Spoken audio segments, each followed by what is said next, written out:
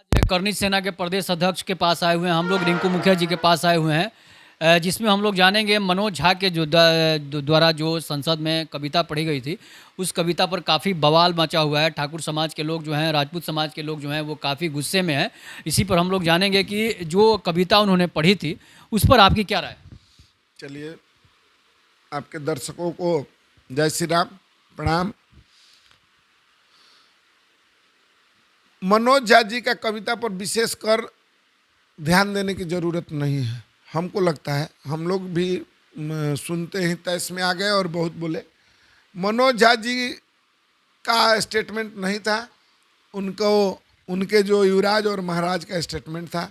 आपको लग गया होगा सोशल मीडिया के माध्यम से, तो उस पर ज़्यादा ध्यान देने की ज़रूरत नहीं है। एक साजिश के तहत उनका जो हर चुनाव के पहले एक उनका रणनीति बनाने वाले जो रणनीतिकार होंगे, उनके द्वारा एक मसाला डाला गया, क्योंकि महिला बिल का संबंध था और महिला बिल के संबंध में इस तरह का भाषा बोलना, एक तरह से इसको राजनीतिक रूप से समझिए। इसमें आपको सोचने की बात है। ब्राह्मण जो हम लोग के पूजनीय हैं, उनके साथ में आपको लड़ाना, इसके बाद और भी बात आएगा, और भी बहुत कुछ आएगा। अभी चुनाव है, क्योंकि इनका समझ रहे हैं कि एक दो जो पार्टी के शीर्ष हैं उनके बनाम अदर हैं, इस बात को जान गए हैं। उनको अगर वो राम को गाली नहीं देंगे, वो रामायण को गाली नहीं देंगे, वो गीता को गाली नहीं देंगे, तो उनको अलग जो जहाँ से मिलना है वो नहीं मिलेगा, और उनका मुख्य जनाधार वही है। तो ये बात, इसमें से जो भाई हिंदू भाई हैं, जो सनातनी हैं, इसको हम उस रूप में नहीं ले जाना चाहते हैं। इनको अलग अलग करने के लिए, क्योंकि ब्राह्मण को ये लोग टारगेट कर रहे हैं, ब्राह्मण को गाली दे रहे हैं एक तरह से, और ब्राह्मण को राजपूत से किस तरह से अलग कराया जाए, इस विषय पर इनका सोच है, जो कभी ना हुआ है और ना होगा। क्योंकि ब्राह्मण ही एक ऐसा समुदाय है, ब्राह्मण मतलब देवता, धरती के देवता जरूर ब्राह्मण को कहा गया है। आप देख लीजिए, जितने पीठाधीश हैं, मठाधीश हैं, जितने महात्मा हुए, वो आपको लेके चलते हैं। लेकिन इनको तो इसलिए कहा गया है झाजी मतलब उनके घर के पालतू हैं, और उसी पर इनको मिला हुआ है। ये प्रोफेसर भी बने होंगे तो उन्हीं के अनुकंपा पर बने हुए हैं। अब कितना विशेष ज्ञान है, कितना हम उतना नहीं कह सकते हैं। ज्ञान होना ये नहीं है कि अपने को गाली देना, ज्ञान होना ये नहीं कि अपने समाज को अहित करना, ज्ञान होना ये नहीं कि अपने समाज को दूसरे समाज से लड़ाना, ये ज्ञान का मतलब नहीं है। और एक आदमी को खुश करने के लिए इस तरह का भाषा उनको नहीं बोलना चाहिए, और इस पे हम लोग शुरू से ही घोर निंदा करते हैं। और उसी के दबाने के लिए ही जातिगत जनगणना को जल्दबाजी में लाया गया है कि इधर से उधर मुंह फेरा जाए, नहीं तो उससे बहुत नुकसान हो रहा है। और ये तो जरूर रामायण को जिसने छेड़ा उनका नाश हुआ है, जिसने छेड़ा नाश हुआ है। इधर का ही देख लीजिए, सतयुग, त्रेता और द्वापर का बात मत कीजिए। जो उनके अध्यक्ष हैं, जो महाराज हैं, उन्होंने भी राम को, रथ को रोका था, उनका रथ रुक गया। भले उनको सब कुछ मिल गया, बहुत अरबपति हो गए, खरबपति हो गए, उनके पास धन अथाह हो गया। अथाह धन के मालिक अभी बिहार में कौन है? उनके महाराज हैं। अगर आज के डेट में सबसे बड़ा महाराज कौन है? उनके अध्यक्ष हैं, उनके महाराज हैं, उनके युवराज हैं, जो बोलते हैं कि 14 साल में मेरे पास हमको दिखाया जाता है। अरे भाई, 14 साल में आप खरबपति से भी ऊपर हो गए। कहाँ से आया ये संपत्ति? तो ये वो अपने कुकर्मों को, अपने द्वारा किए गए कर्मों को छिपाने के लिए इस तरह का भाषा बुलवाया गया है। और ब्राह्मण समाज से, जो हम लोग के लिए देवता के तुल्य हैं, हम लोग के लिए, अरे राजपूत को कौन मान दिया है? राजपूत को सम्मान कौन दिया है? आज भी राम को कौन पूजते हैं? राम को आप क्षत्रिय मानते हैं, तो राम को पूजने वाले सबसे ज्यादा देश में ब्राह्मण हैं, जो हमको वो सम्मान दिए हैं। वो हमारे कैसे अहित कर सकते हैं? अहित की बात सोच ही नहीं सकते हैं। जब जब उनका साथ मिला है और तभी जाके हम लोग विजय की प्राप्ति किए हैं। तो इसलिए ब्राह्मण हमारे देवता तुल्य है, देवता है और इस धरती के भी देवता है, सबको मानना चाहिए। तो फिर मनोज झा का पुतला भी कहीं कहीं जलाया जा रहा अरे मनोज झा मान लीजिए अपवाद नहीं होगा। अब पृथ्वीराज चौहान के समय राजपूत उनका विरोधी नहीं थे, राजपूत अहित किए कि नहीं, तब न पृथ्वीराज चौहान को मोहम्मद गौरी जैसा आक्रांता यहाँ पर आ गया। तो राजपूत में वैसा कुकर्मी नहीं थे, वैसा साजिश करता नहीं थे, वैसा दोगला नहीं थे। तो वैसे ही ये है, मनोज झा भी उसी तरह का दोगला है। वो तो जनेऊ भी नहीं पहनते, अगर ब्राह्मण है तो उनका जनेऊ संस्कार को पूछ लीजिए। ईडब्ल्यूएस आरक्षण का विरोध भी किए थे, जो सवर्णों को मिलने वाला ईडब्ल्यूएस था उसका भी इन्होंने विरोध। ब्राह्मण है तो उनका जनेऊ दिखा दीजिए। आप लोग जाइए प्रेस वाले, मीडिया वाले, उनसे पूछिए जनेऊ संस्कार होता है वो नहीं है। जगोपवीत के माध्यम से हम लोग आज भी इस बंधन से क्यों बनते हैं, ब्राह्मण को पूजनीय देवता तुल्य मानते हैं। आज भी ये ब्रह्मा का स्वरूप है, उन्हीं के द्वारा जनेऊ को हम पहनते हैं और उन्हीं के बंधन में बंधे हुए हैं। तो जब तक ये शरीर पर ये धारण रहेगा तो ब्राह्मण हमारे लिए पूजनीय है, पूजनीय है, पूजनीय है। तो जैसे ये लोग तो जनेऊ तोड़ने वाले लोग भी थे। अरे भाई जनेऊ तोड़ने वाला तो तोड़ते रहेगा, आज तक तो सनातन को खत्म करने वाला चलते रहेगा। राजपूत का विरोध आज से हो रहा है, आज से विरोध हो रहा है। क्षत्रिय 692 के बाद में आज तक लड़ते आया, लेकिन लड़ते लड़ते फिर भी बचा हुआ है और ये बचा ही रहेगा। जितना भी कम संख्या दिखाए तो पर भी ये बचा ही रहेगा और अस्तित्व इसका रहेगा। इसके नाम ये बनना सब चाहते हैं, बनना सब चाहते हैं, लेकिन इसको नीचा भी दिखाने के लिए राजनीतिक रूप से, क्योंकि ये तो लोकतांत्रिक व्यवस्था हो गई है, तो लोकतांत्रिक व्यवस्था में इसको नीचा दिखाने का एक मुख्य कारण है कि हम लोग संगठित नहीं हैं। इतना भी बात पर तो राजपूत, भूमियार, लाला, राजपूत, ब्राह्मण, शेख, सैयद, पठान, खान सबको एक होना चाहिए। जाट जाट में सिख जट है, जैन है, ईसाई है, ये सभी है, वैश्य समाज है, वो भी हमारे अंग है। तो ये अलग अलग इसलिए दिखाया जाता है और अलग अलग उस्काया इसलिए जाता है कि आप बटे रहिए, आपका मन में डाला जाता है। ये बात तो डाला गया है कि आप अलग रहिए, आप एक नहीं होइए। आपसे आप ऊंचे हैं, नीचे हैं, उधर हैं, उधर। अरे हमको नीचा दिखाइए ना और आप ऊपर हो जाइए। 14% आप हैं तो आप आगे रहिए। आपको क्या बेनिफिट की जरूरत है, क्यों लड़ रहे हैं भाई? 30 वर्ष में आपने उत्थान हुआ कि नहीं हुआ? आपने नहीं हुआ तो क्यों नहीं हुआ? आपने क्यों नहीं किया? वो आपने 30 वर्ष आपको मिला, 30 वर्षों में अपने समाज को आप क्या किए? और नहीं किए तो क्यों नहीं किए? ये तो दोष आप ही के ऊपर है। तो उसमें स्वर्ण समाज कहाँ से दोषी है?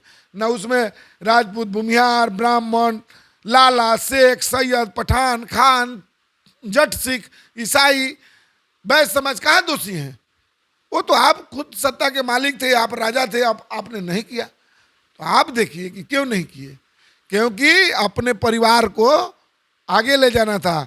आपको रंक से राजा बने और नीचे से लेकर ऊपर तक अपने आकाश तक सीढ़ी बना दिया। जो एक 14 साल के लड़का को भी आपने अरबपति खरबपति बना दिया। आप पिछड़े की बात करते हैं, अति पिछड़े की बात करते हैं। तो अरे भाई, तो अति पिछड़े को आप सबको बनाइए ना। एक आपके घर से बन गया तो अंगूठा छाप, मुख्यमंत्री अंगूठा छाप, उप मुख्यमंत्री,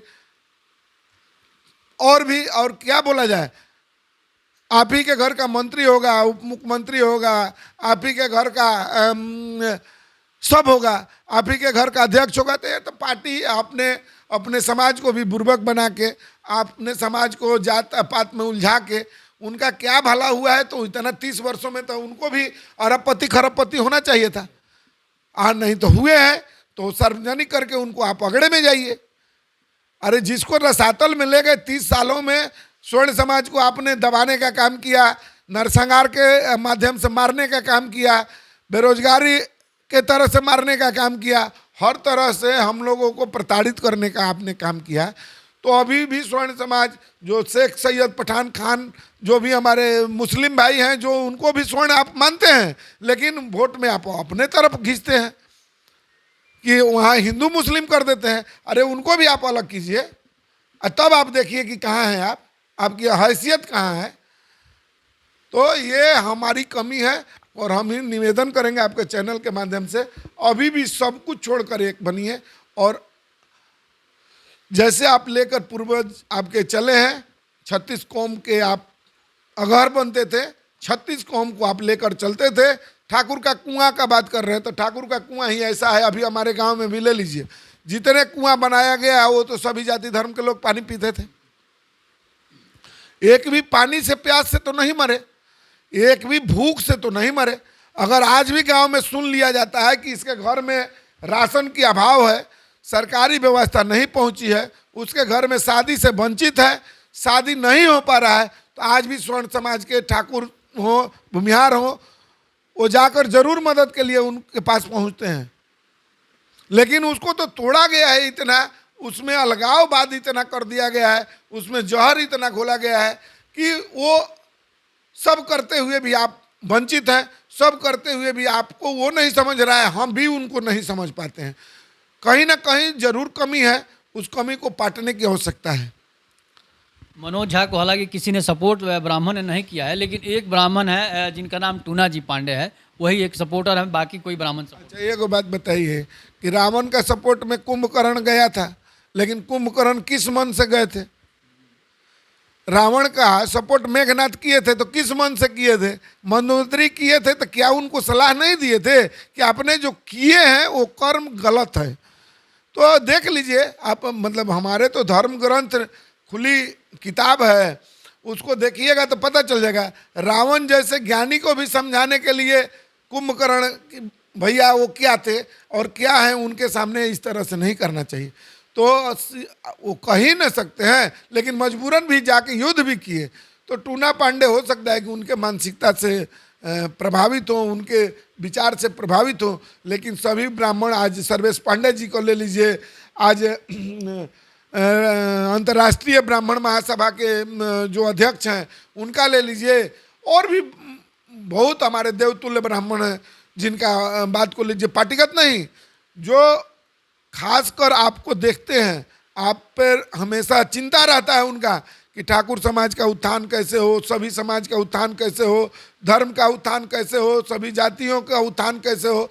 ब्राह्मण ही है ना जी कि विश्व की सबके लिए मांग करते हैं, धर्म की जय हो, विश्व की जय हो, सनातन की जय हो। कौन मांगता है ये? इसको कौन दिया? ये ठाकुर तो नहीं दिए थे। तो विश्व की रक्षा के लिए, गौ की रक्षा के लिए, धरती की रक्षा के लिए, समाज की रक्षा के लिए, सभी की रक्षा के लिए ब्राह्मण हमें दिशा निर्देश दिए हैं, और उस दिशा निर्देश पर हम लोग चलने का काम किए हैं। तो हमारे लिए देवतुल्य है। एक आध अपवाद है तो उनका अपवाद का सजा मिलेगा, क्योंकि अभी तो ये लोकतंत्र है।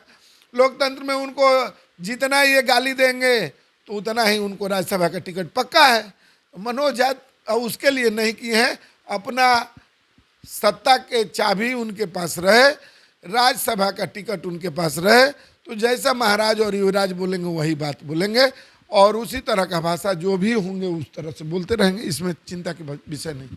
इसका मतलब साफ है कि राजपूत और ब्राह्मण में कोई मतभेद नहीं है, न हुआ है और न होगा,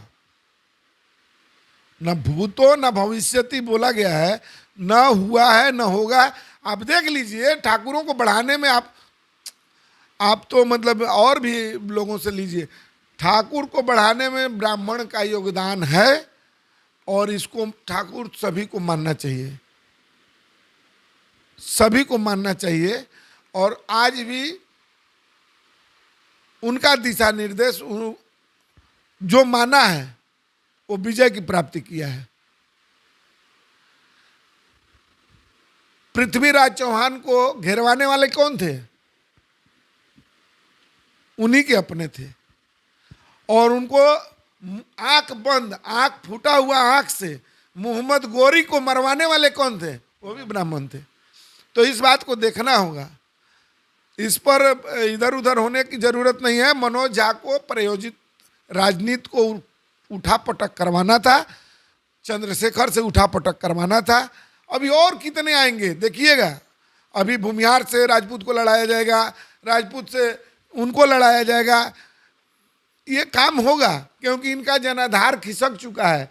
अभी देश में विकास पसंद है, देश को भाईचारा पसंद है, देश को प्रेम मोहब्बत पसंद है और सभी जाति धर्म के लोग समझ गए हैं। ऐसा कुछ नहीं है, सभी जाति में समझ गए हैं, यादव में भी समझ गए हैं। ये नहीं है कि 100% यादव उन्हीं के पास चलते तो रामकृपाल जी कहाँ से आते, नित्यानंद यादव जी कहाँ से आते हैं? तो ऐसा नहीं है। सभी जाति धर्म के लोग समझ गए हैं कि ये बेवकूफ़ बना रहे हैं और अपने परिवार को किस तरह से अरबपति खरबपति बना दें कि जुगो जुगांतर इनका राज चलता रहे और बेवकूफ़ बनाकर हम लोग जो कार्य किए हैं वो कोई जाने नहीं। अरे आपने तो राम का रथ रोका, आपका तो रथ रुक गया। उस बात को देखिए कि सब कुछ रहते हुए आप तड़पते रह गए, अभी भी तड़प रहे हैं, तो उससे क्या फायदा है? अरे अभी से भी सुधरिए और सबको लेके चलिए। आप राजा हैं और राजा के भांति रहिए, इसको तोड़ने मड़ोड़ने के काम मत कीजिए। और जो आज तक किया है उसका गुणगान करना चाहिए। राजपूत ही हैं जो अति पिछड़ों का हक देने के लिए अपने स्वजातियों से विरोध कर लिए।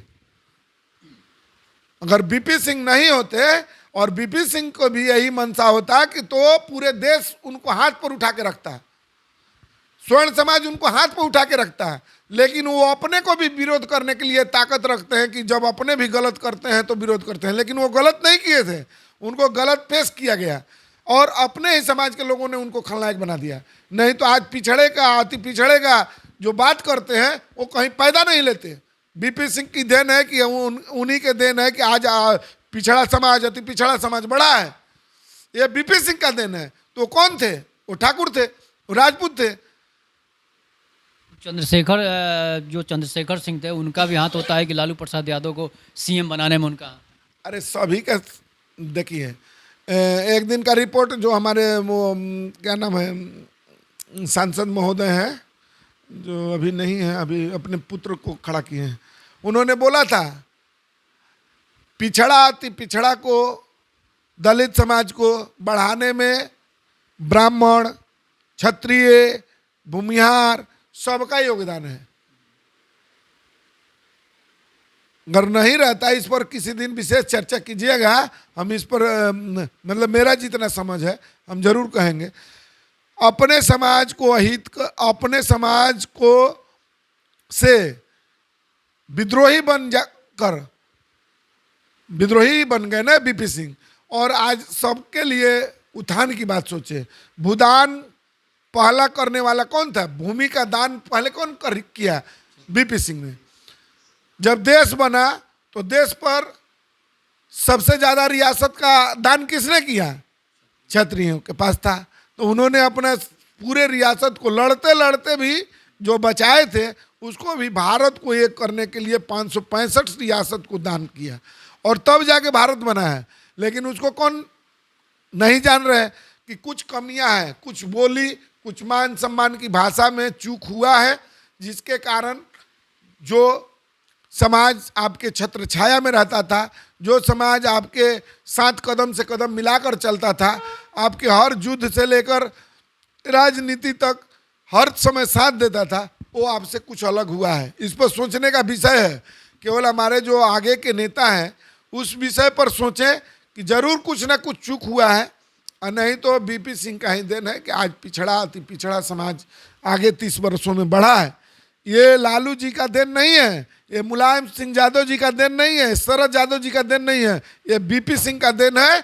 और बीपी सिंह ने ही पिछड़े की बात को सोचे और उनको बढ़ाने के लिए अपना समाज को भी ताक पर रख दिए कि नहीं, उनको भी बढ़ना चाहिए, उनको भी देश के हर चीज़ में हकदारी मिलना चाहिए। तो ये तो बीपी सिंह का देन है, इनका क्या देन है? ये तो राजनीतिक रोटी से कर रहे हैं, इनके देन से पिछड़ा समाज बढ़ा है।